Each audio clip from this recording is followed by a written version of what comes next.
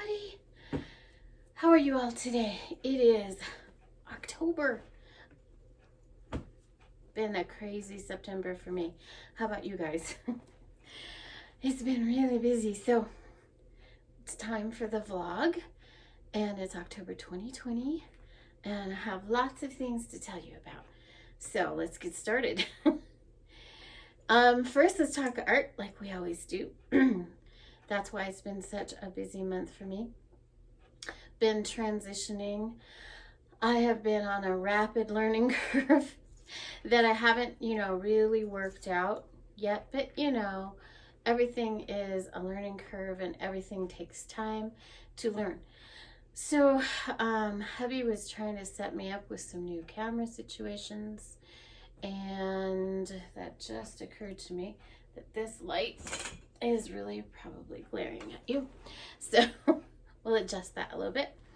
So that's what I mean by learning curve. I've been doing a lot of videos and a lot of camera stuff for a really long time, but I made a few changes, adjustments to learn how to do it a little better. And so I've been going through a few different camera type things. And what I've learned so far is there was one that just didn't work out. It was really sweet. Hubby lent me his camera, or gave me his hand-me-down, but it just wasn't working. So he got me a different one, and I'm still in the process of learning that. So I think what I'm going to be doing is switching back and forth until I have a real good feel for all of it. And then the new website went up October 1st. So that was exciting. He did a beautiful job on it. I was able to write a blog on there. So I was really happy I was able to do that again. I need to get to work painting so I can put more stuff available for sale on the site. I'm still working on the classes schedule, online program stuff. I think I set a time frame that was too short, but I'm getting there. We're getting there.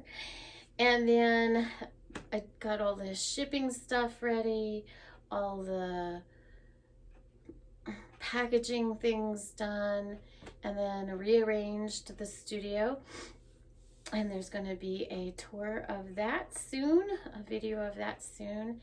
And then I also was able to start to paint just a little bit. I know you guys have been, if you've been watching the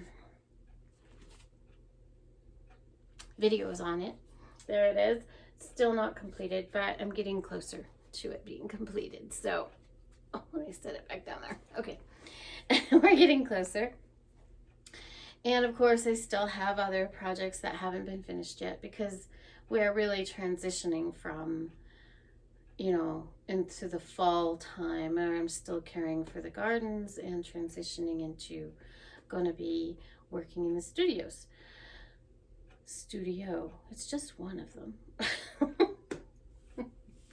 Okay, I'm a little bit tired today, to be honest. So bear with me. I'm really good at sharing my mistakes, I feel like. I don't edit anything out. This is raw and that's it. So anyhow, yeah, September's been a really, really busy month for all of that. I feel like a lot of it, I feel like I have to put the work into it so that long term it's less work. Long term it takes less time. It's just like when I'm gardening, I like to plant things that are perennial. I like to plant things that are going to be long term later. Is going to be easier to care for. Just like the little video I just did out front for the September tour of the Desert Cottage Gardens. I try to plant things that are going to be long-term, not going to need a lot of care.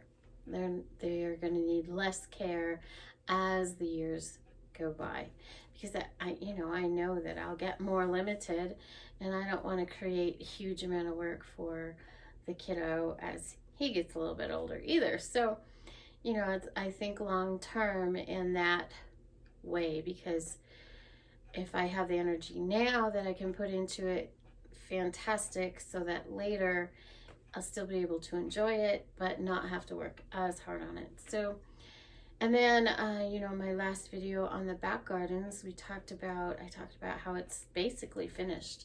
It's landscaped. There are little projects that I will continue to do, like the gate by the shed, floor covering underneath the porch. And, you know, I'd like to add a little plunge pool thing. We'll figure that out sometime down the road. Most of the fencing is good. I need to do some staining on the fencing in the secret garden. That's pretty much done in there. You know, and every year things need a little bit adjusted.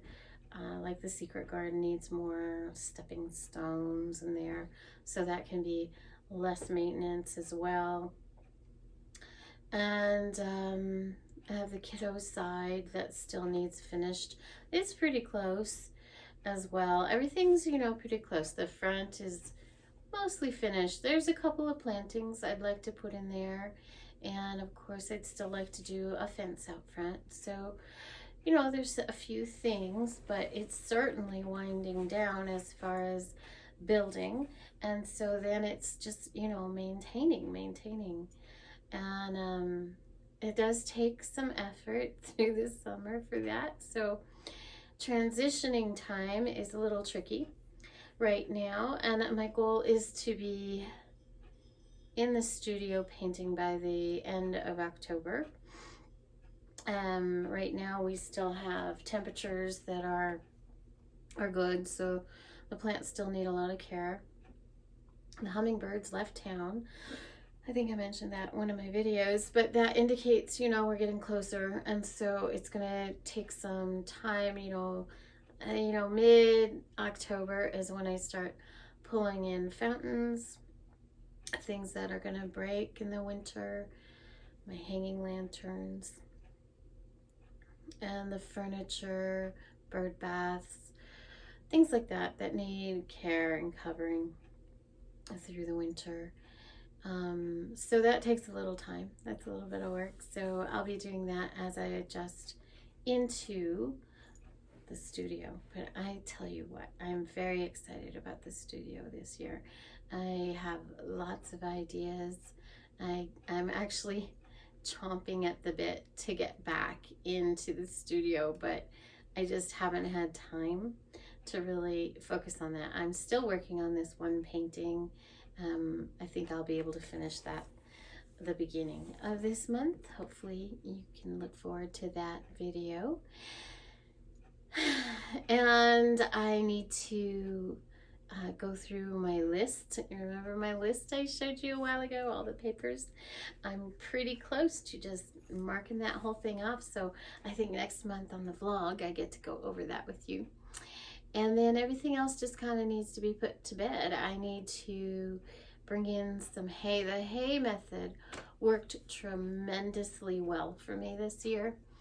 And the way I do it might be a little different. I'm not sure.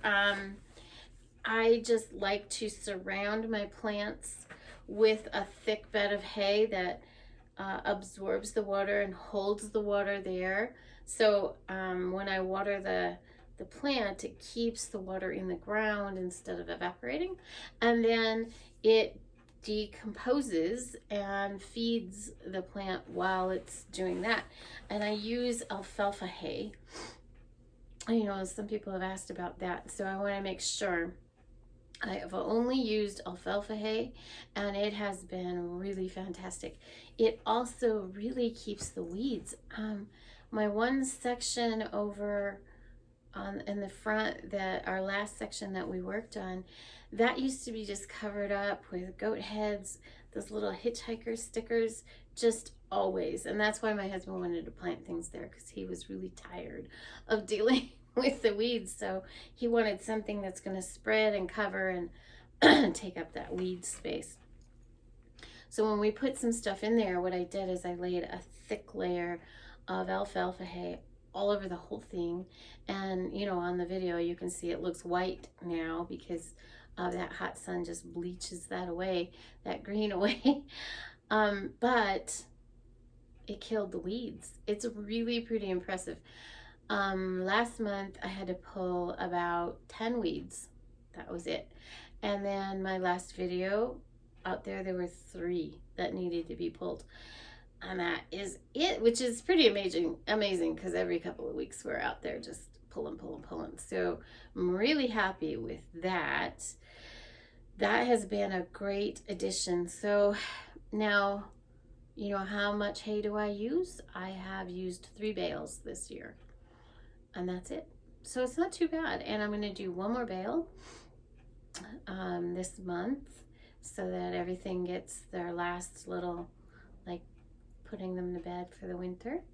And then we'll let it go till spring, and then in the spring I'll add some more. So I think that's going to take 1 to 2 more bales to do all of that. Used it also for out back here around my big raised beds where I had put in that sod, which then died immediately. And so then I put in clover seed, and I put hay over the whole thing, the alfalfa hay over the whole thing.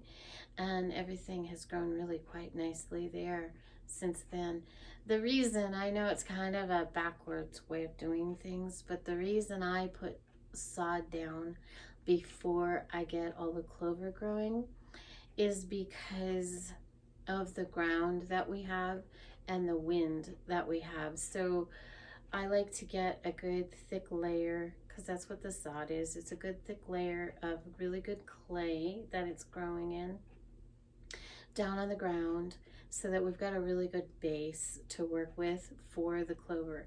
And it's taken a couple of years of clover seed to get it to start to take hold, but it is, and it will take over, and it takes a lot less water and it stays green longer. I know I've mentioned it before. And it's really interesting that the clover has spread over here into the kiddos' walkway.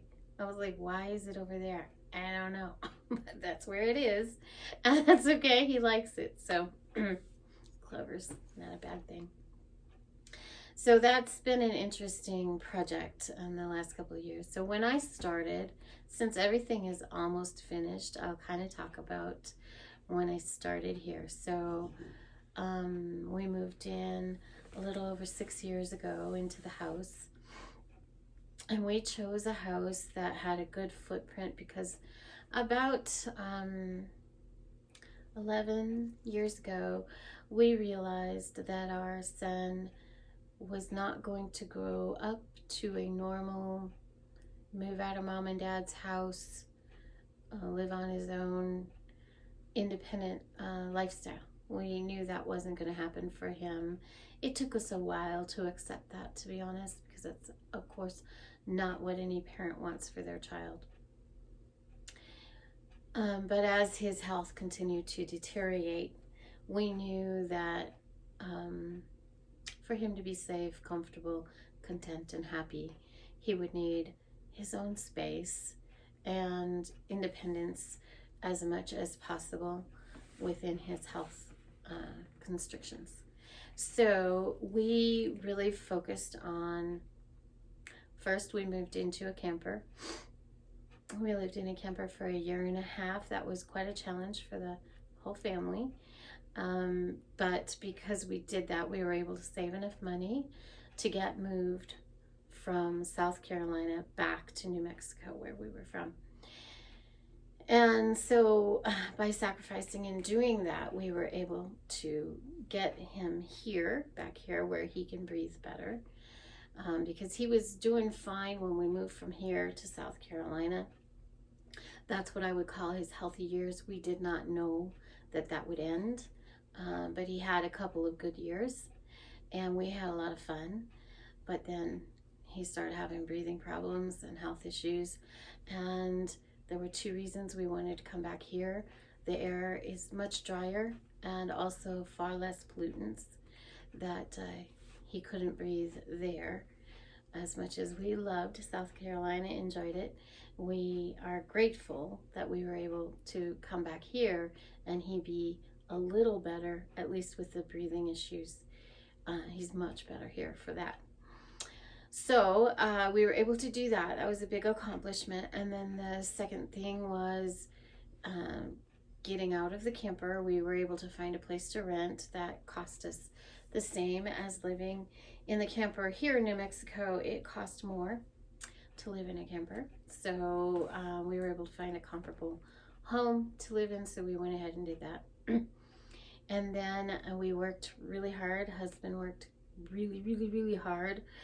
And we established, residency for a certain period of time. We got some savings together, and then our camper was stolen out of our front yard, which was irritating because we had just put it up for sale because we were going to use the sale money to put with our savings so that we would have a down payment for a house to buy. And then it got stolen, and it was so annoying. At like 3 a.m, somebody hooked up to it and just tore out with it and broke a whole lot of stuff as they left, and never did find it, but we did have insurance on it, so it worked out for us. So we ended up, getting the insurance payment, and along with our savings, we were able to get a loan for our house. But then we had to search for the right footprint of a house, and we looked at probably over 100 homes. It took a long time, and a very patient real estate agent who we adore. And so anyhow, we found this footprint. So the footprint that we really needed was at least 2 bathrooms in the home that were not close to each other. They needed to be on opposite sides of the home so that we could split the house down the middle without having to put in a bathroom, because we knew we wouldn't have the funds to put in a bathroom, an extra bathroom. So we wanted to make sure that it was adjustments that we personally physically could do ourselves to adjust it so that we could split the house so that the kiddo could have his own apartment. And after, looking at over 100 houses, we stumbled on this one, which had 2 front doors, and it had already had changed the garage into a room. And that side was attached to laundry room, a bedroom, a bathroom, and another bedroom. And that all went down one side, and then on the other side is a very large kitchen, living room, and studio space, a master bedroom, and a bathroom. So it was just shaped perfectly so that we could split that up. So when we moved in, we closed this side, not completely permanently, but it is closed up so that the kiddo has his own space, he has his own front yard, and then we did that fence around the back so he has his own courtyard space that's just his. And then on our side we have this. So that took quite a bit of work to get that established, and recently, I know you saw the videos of doing part of our bathroom so that we have a washer dryer in there, and that completed the separation of the 2 spaces. And of course we still have a door between, so he can come and go whenever he likes. He comes and he uses my big kitchen, and he has a little kitchenette, but he likes to use the kitchen and come hang out with us sometimes too, which I'm grateful that he'll do that. He's getting older now, so it's worked out really well so that he has independence, but is nearby and we can help care for whatever he needs. So it was really cool in September. That was another thing that was huge. That was a huge project, and it is mostly done. I still need to repair the door frame where hubby ripped it off to get the washer dryer into the bathroom. So, and the wall needs some repair there. I haven't finished that, so I've got to finish that still. And so, like I said, September was a really big year. It felt like a year. It was just a month. Yeah. I tell you, I'm really tired and I'm rambling for sure. So it wasn't until 4 years ago that I started working on the outside spaces. I had the fences put in the first year right away, had them done, so that particularly the master bathroom secret garden area, really that was very distressful to us to have a sliding glass door into the driveway facing the neighbor's house. So that just really felt vulnerable. So we closed that up really good. You can't get in there from the outside of our house.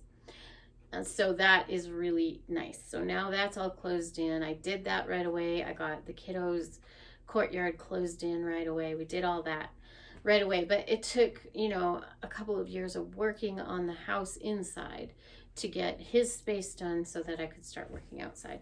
And outside, I started with just a lot of gravel, a lot of weeds, a lot of clay, a lot of sand, which all can be taken care of. But so the first year, I shoveled a lot of gravel, and the second year, I shoveled a lot of gravel and moved it myself. And then I brought in a little bit of sod and I shoveled a lot more gravel. 3 years of shoveling gravel, that's for sure. And I've had fun showing it to you as we've progressed. And it's really, this year has been very fulfilling because I didn't shovel any gravel this year. That's a big moment. I don't know if, did I haul? Yeah, I did haul bags of gravel for the kiddos' pathway and for the driveway out front. But I didn't shovel any gravel and move it. I just hauled a couple of bags. And I still have a few more to go. But everything has grown beautifully. And this year, by the end of the year, I was doing far less projects and doing maintenance. So that's fantastic. Oh my goodness. And if you want to check out some of the first videos, all you got to do is search Desert Cottage Garden. There's a whole collection. Or Secret Garden. There's a whole collection. Or Back Gardens. That's a whole collection that's on the YouTube channel. And then on my website, which is up, it's www.stacysartstudios. I messed up. So sorry. Okay, www.stacysartstudioandgardens.com. There you go. That's the proper one. There on my blogs, you can see some of the pictures of as I was working on them before I started doing videos. So I am so glad that I have documented a lot of this progress, whether it was pictures or video. I think video has been way better to progress to, as far as you can see what things are going on. But I will be soon, I'm going to be doing a few updated blogs. So I'm going to take some of those really old photos and bring in the photos of what it looks like now. So that's going to be fun to do. I look forward to that. So that's pretty much it at Stacey's Art Studio World. We'll be doing some videos. You'll see the studio. And then in October, I'll be doing a couple of natural product videos in the kitchen. And we'll do some more tours of the gardens. I think in November, we may stop that until spring. We'll see. We'll just see what the gardens look like. If they are pretty much dormant and gone to bed, then I probably won't do tours of them. But this is the first year that I'm doing this routine of painting in the studio in the winters and working in the gardens in the summer. So we'll just see what happens. I might end up doing a couple through the winter, especially if it snows, because I think it's real pretty. So we might do some snow videos, but it just depends. Some years we don't get any snow. Some years we get a lot of snow. So who knows? Anyway, thank you again for stopping by and listening to me ramble on, putting up with my tongue-tied issues. And we look forward to the month ahead. It's going to be a great day. Thanks for stopping by again. Bye.